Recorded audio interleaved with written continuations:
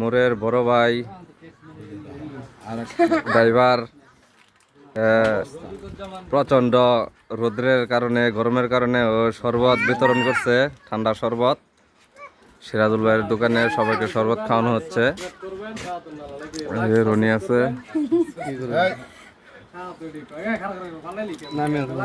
খুব ভালো মানে শরবত বানানো হয়েছে।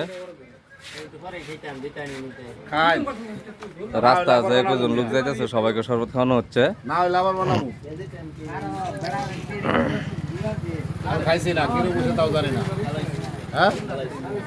ভাই ড্রাইভার শরবত খাওয়াইলো, কেমন লাগলো? খুব ভালো লাগলো। দোয়ার হলো ড্রাইভার যাতে একটা মেয়ে হয়, মনে করে আমরা একটা মিষ্টি মিষ্টি খাইলাম আনন্দের সাথে।